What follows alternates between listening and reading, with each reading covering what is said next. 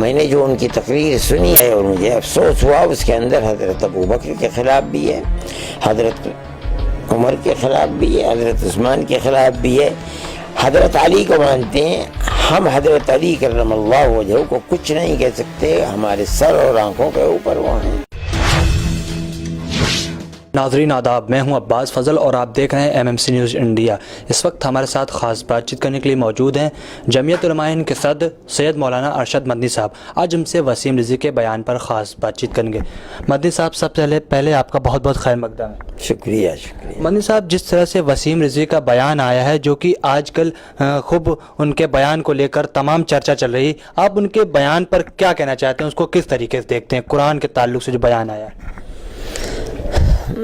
میں نے اس سلسلے میں جو بات کہوں گا، آپ کا یہ سوال میں نے ابھی تک کوئی بیان نہیں دیا ہے، لیکن آج آپ مجھ سے پوچھ رہے ہیں تو میں یہ کہتا ہوں کہ بھئی انہوں نے خلفائے راشدین کے اندر حضرت ابوبکر، حضرت عمر اور حضرت عثمان رضی اللہ تعالیٰ عنہم کے بارے میں جو کچھ کہا ہے اور یہ ثابت کیا ہے کہ ان لوگوں نے قرآن کے اندر تحریف کی ہے، اپنی طرف سے ملایا ہے۔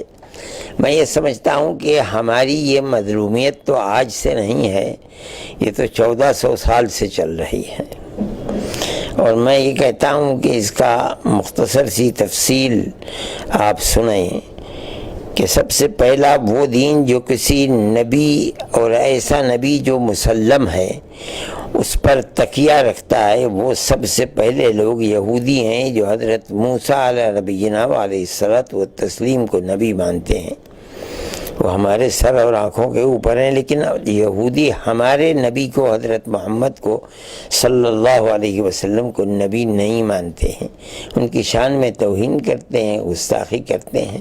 لیکن ہماری مظلومیت کا حال یہ ہے کہ کوئی مسلمان بھی ان کے نبی حضرت موسیٰ کے بارے میں کوئی بات نہیں کہہ سکتا۔ اگر وہ کہہ دے گا تو وہ دائرہ اسلام سے خارج ہوگا، وہ مسلمان نہیں ہوگا۔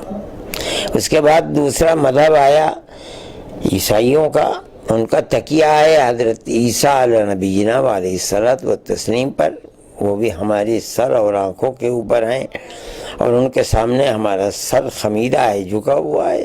لیکن ہمارے رسول کو رسول نہیں مانتے وہ لوگ۔ طرح طرح کے کارٹون دنیا میں نکلتے رہتے ہیں، وہ عام طریقے پر عیسائی دنیا کی طرف سے نکلتے ہیں۔ ہم ان کے رسول کو کچھ نہیں کہہ سکتے، ہمارا سر تسلیم خم ہے اس کے سامنے، اس لیے ہم تو مظلومیت ہی کا شکار ہیں۔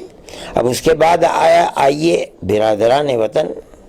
برادران وطن کے سلسلے میں ہمارا قرآن یہ کہتا ہے کہ منہم من قصصنا علیک ومنہم من لم نقصص علیک لکل قوم ہاد، ہم نے ہر قوم کی ہدایت کے لیے آدمی کو بھیجا ہے، لیکن اے رسول ہم نے آپ کو ان میں سے کچھ لوگوں کے نام بتا دیے، کچھ کے نام نہیں بتائے ہیں۔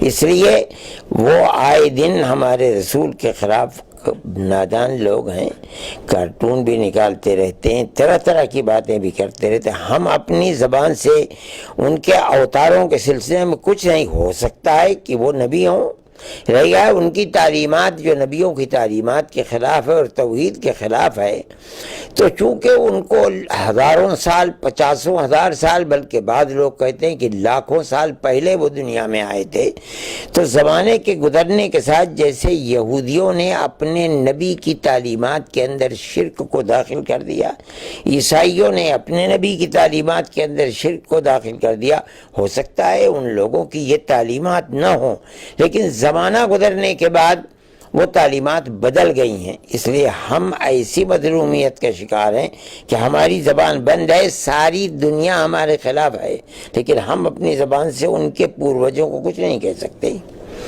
یہ آخری مسئلہ آیا، اس کے اندر میں نے جو ان کی تقریر سنی ہے اور مجھے افسوس ہوا، اس کے اندر حضرت ابوبکر کے خلاف بھی ہے، حضرت عمر کے خلاف بھی ہے، حضرت عثمان کے خلاف بھی ہے، حضرت علی کو مانتے ہیں۔ ہم حضرت علی کرم اللہ وجہہ کو کچھ نہیں کہہ سکتے، ہمارے سر اور آنکھوں کے اوپر وہ ہیں۔ بلکہ ہمیں یہ خطرہ ہے کہ اگر کوئی بدنصیب مسلمان ان کے بارے میں یا اہل بیت کے بارے میں کچھ کہے گا تو خطرہ ہے کہ کہیں وہ ایمان سے محروم نہ ہو جائے۔ اس لیے ہم تو سب کچھ سنتے ہیں اور سن کر خاموش رہ جاتے ہیں، ہم کچھ نہیں کر پاتے ہیں. ہم نے صرف ایک مثبت انداز میں اس پوری امت نے اس کا جواب دیا ہے، ان کو کچھ نہیں کہا، نہ ہم ان کے بارے میں کچھ کہہ سکتے ہیں. حضرت علی تو ہمارے سر اور آنکھوں کے اوپر ہیں. ہم نے یہ کیا ہے کہ 1400 سال سے ہر جمعے کے خطبے کے اندر اور ہر عید کے خطبے کے اندر آپ دنیا کے کسی گوشے میں چلے جائیے، ہر امام کھڑا ہوگا خطبہ دینے کے لیے تو وہ 3 کو نہیں 4 خلفاء راشدین کی عظمت کو بیان کرے گا، اہل بیت کی عظمت کو بیان کرے گا، تمام صحابہ کی ثقافت اور ان کی عظمت کو اجمالاً بیان کرے گا. یہ طریقہ ہے مسلمانوں کا. میں یہ سمجھتا ہوں کہ آج بھی مسلمانوں کو یہی طریقہ اپنانا چاہیے کہ وہ اس جھگڑے کے اندر نہ پڑیں. ان کی اس بات کا جواب تو خود ان کی جماعت کے لوگ دے رہے ہیں، ان کو مرتد بھی بتا رہے ہیں، ان کو اسلام سے خارج بھی بتا رہے ہیں. ہمیں بولنے کی کیا ضرورت ہے؟ ہمارا سر تو خمیرہ ہے. جواب تو جب ہوتا کہ جب کوئی مسلمان نادانی کے اندر جن کو وہ برا کہتے ہیں ان کے مقابلے کے اندر جن کو وہ اچھا کہتے ہیں ان کو برا کہتا. لیکن حاشا وکلا کوئی مسلمان یہ بات نہیں کر سکتا، وہ تو ہمارے سر کا تاج ہے.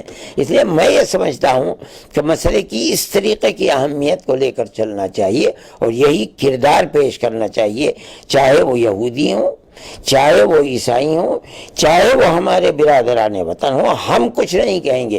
اور چاہے وہ رضوی کے لوگ، ہم نہیں کچھ کہتے ہیں، ہم تو خاموش ہیں. اگر ہم کوئی جواب دیں گے اس باتن دیں گے، نفین کوئی جواب نہیں دے سکتے. میں تو یہی سمجھتا ہوں اور میری یہی رائے ہے اور مسلمان کا یہی کردار ہونا بھی چاہیے.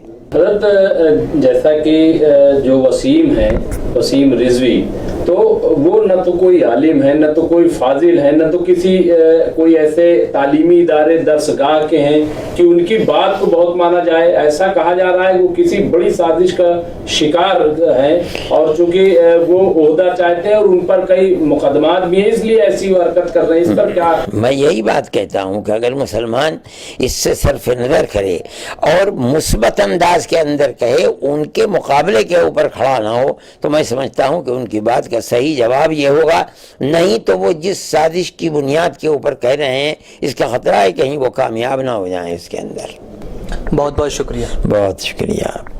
ناظرین، جیسا کہ آپ دیکھ رہے تھے اس وقت ہمارے ساتھ خاص بات چیت کرنے کے لیے موجود تھے صدر جمعیت علماء ہند سید مولانا ارشد مدنی صاحب. آج ہم سے وسیم رضوی کے بیان پر خاص بات چیت کر رہے تھے.